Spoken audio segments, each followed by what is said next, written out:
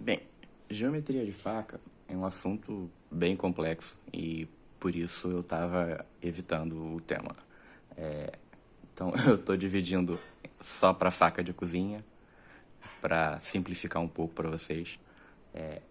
Então, mas é algo assim extremamente importante, porque se você tem uma geometria errada, mesmo com um fio perfeito, um V perfeito, a capacidade de corte cai muito absurdo, fica lá no pé. Uma faca com fio perfeito pode ter uma capacidade de corte horrível.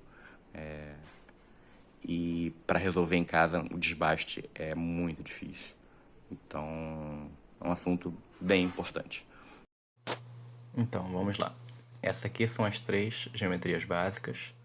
No full flat, no 2 hollow e no 3 convexo. Para a cozinha, o hollow ele não é recomendado, porque passa bem na parte do hollow, naquela parte que fica cavada aqui no fio. Enquanto está passando até ali, passa bem. Na hora que chega nesse ombro, ele trava em vegetais. Então, qualquer vegetal duro, aquela região dali, isso vai gerar resistência e vai te incomodar na hora de cortar. Agora, o hollow, ele nunca é a opção ideal para cozinha. Agora, ele tem opções ruins e opções piores. Então, quanto mais fino a espinha, mais aceitável é o hollow grind.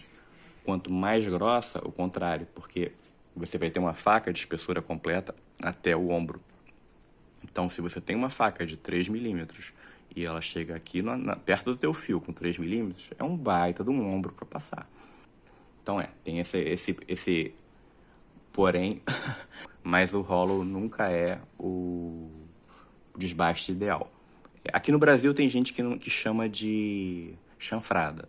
Não sei como vocês conhecem. Eu conheço como hollow grind, que é o termo em inglês. Agora o fio convexo. O convexo é o seguinte.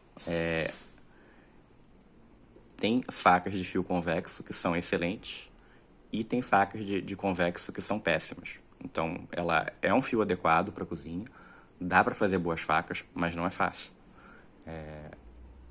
Então, a gente tem a gente tem a Erechin como um dos exemplos de desbaste convexo, que para cozinha não é uma boa ideia. Um exemplo que é bom é esse aqui, por exemplo. Você vê uma espinha fininha e a zona do convexo, ela começa por aqui. Então ela é bem gradual, ela não fica grossa próxima ao fio. Então ela não faz aquele ombro. Aqui eu não posso mostrar para vocês o choil, porque ele não fez o desbaste na região. Aqui é uma guarda. Não parece, né? Mas aqui tem uma guarda. Aqui, ó. Ele vem com espessura completa aqui, e isso não é a mesma espessura que tem aqui. Por sinal, um esqueminha de guarda interessante, né? Não ficou tão rombudo quanto o que a gente costuma ver por aí. E comeu aqui a quina também para segurança. Essa aqui eu não testei na prática, mas depois eu tenho que mostrar para vocês a resin. A resin ficou um desbaste excelente. Eles usam 2.2 milímetros, tem um desbaste gradual, tipo, como se fosse full flat, mas não é full flat, né? É um meio flat, até próximo ao fio, e próximo ao fio e tem um desbaste gradual, que nem essa daqui. Então também ficou muito bom esse convexo deles, ficou um convexo bem legal. Então, resumindo o convexo, né? Precisa de uma espinha bem fina e o desbaste próximo ao fio também bem gradual para melhorar a capacidade de corte. Na geometria full flat, a linha de desbaste ela é plana. Então, você tem um afilamento gradual até a linha do fio. De cara, uma coisa que a gente percebe. Todos esses três desenhos, eles têm a mesma espessura na base. A espinha, todos os três é a mesma. Mas se você ver, a espessura próximo do fio fica bem diferente uma da outra. Uma geometria full flat, ela tolera uma espinha um pouco mais grossa do que as outras duas. Então, uma geometria de uma espinha de 2.5, 3 para uma full flat, ela ainda pode ter uma... Eu não gosto, sinceramente, eu prefiro que seja mais fino, mas ainda é tolerável. Tem muita gente que gosta de faca com full flat, com essa espinha um pouquinho mais grossa, dá um pouquinho mais de peso, então tem essa questão. Na hollow e na convexa, não. Então, nessas duas geometrias, olha como isso fica grosso próximo da linha de fio. Então, a perda de capacidade de corte com uma espinha larga nessas duas geometrias é muito grande. Aqui eu tenho 3 exemplos de full flat. O 2 só para exemplificar que se você alarga muito a espinha, mesmo sendo uma full flat, isso pode acabar prejudicando o corte de alimentos. Agora, o principal problema que a gente tem nas geometrias full flat nem é esse. O problema principal é o que a gente vê no exemplo 3. O desbaste, ele não chega fino próximo à linha de fio. Então, todas essas 3 facas, esses 3 modelos, né? Eu estou botando um ângulo de 90 graus mais ou menos no fio, na afiação, para facilitar a gente enxergar.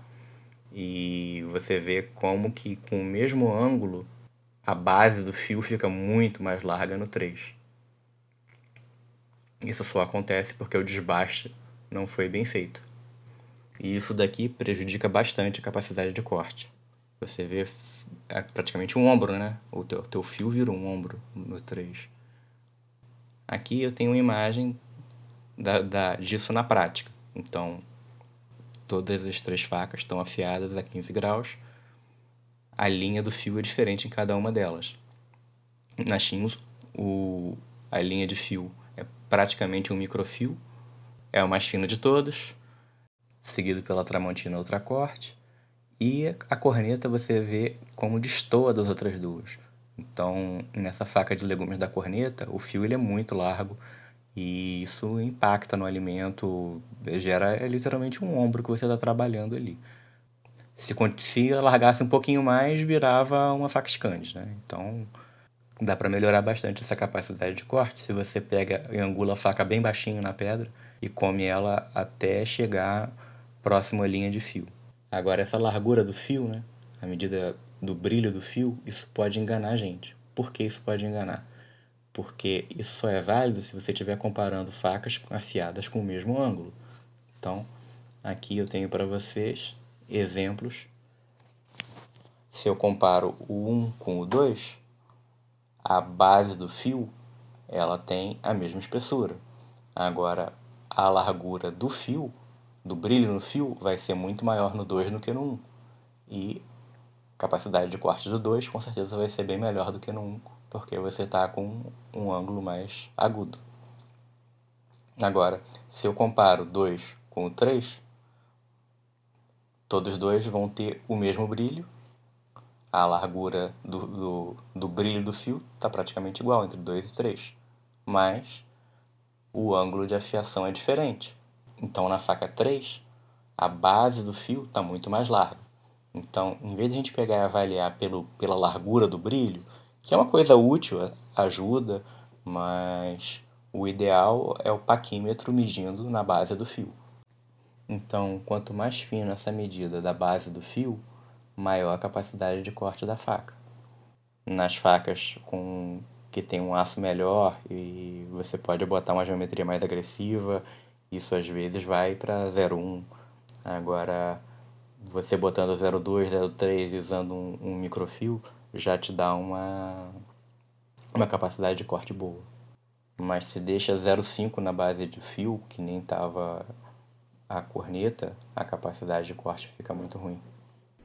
Quem gostou, dá um joinha. Quem quiser assistir mais vídeos sobre afiação e cutelaria, se inscreve no canal, ativa o sininho. Falou!